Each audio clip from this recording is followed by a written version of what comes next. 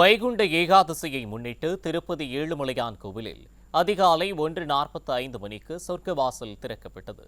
பக்தர்கள் கோவிந்தா கோவிந்தா என கோஷமிட்டு பெருமாளை தரிசனம் செய்தனர். பிரசித்தி பெற்ற திருப்பதி ஏழுமலையான் கோவிலில் வைகுண்ட ஏகாதசியை முன்னிட்டு அதிகாலை 1:45 மணிக்கு சொர்க்கவாசல் திறக்கப்பட்டது. அப்போது விண்ணை முட்டும் அளவிற்கு கோவிந்தா கோவிந்தா என பக்தர்கள் கோஷமிட்டனர். காலை 6 மணி முதல் பக்தர்கள் சுவாமி தரிசனம் செய்து வருகின்றனர். 50,000 பக்தர்கள் இலவசமாக சொர்க்கவாசல் தரிசனம் செய்ய அனுமதி வழங்கப்பட்டுள்ளது. மேலும் 300 ரூபாய் கட்டணத்திலும் 20,000 பக்தர்கள் சிறப்பு தரிசனம் மேற்கொள்கின்றனர்.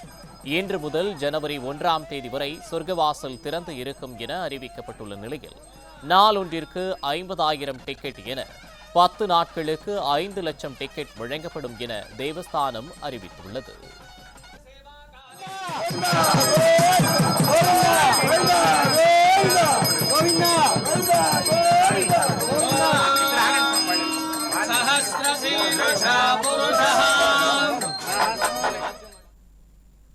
திருச்சி ஸ்ரீரங்கம் ரங்கநாதர் கோவிலில் சொர்க்கவாசல் திறக்கப்பட்டவுடன் ரங்கா ரங்கா என பக்தர்கள் கோஷமிட்டு சுவாமி தரிசனம் செய்தனர்.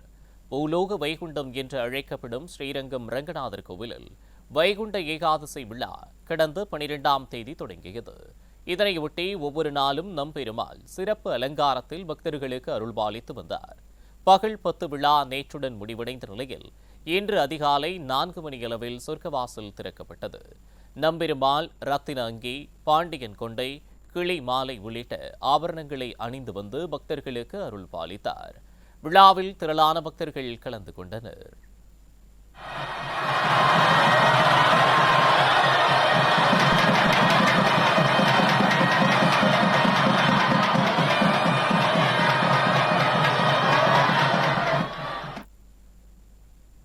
வைகுண்ட ஏகாதசியை ஒட்டி 108 திவ்ய தேசங்களில் ஒன்றான சென்னை திருவல்லிக்கேணி பார்த்தசாரதி கோவிலில் அதிகாலை 4:30 மணியளவில் சொர்க்கவாசல் திறப்பு விழா கோலாகலமாக நடைபெற்றது.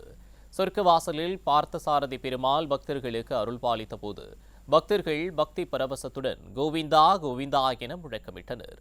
இதில் ஏராளமான பக்தர்கள் கலந்து கொண்டு எம்பெருமானை வழிபட்டனர். இன்று ஒரு நாள் மட்டும் பக்தர்களுக்கு சிறப்பு டிக்கெட் வழங்கப்படவில்லை என்பது குறிப்பிடத்தக்கது.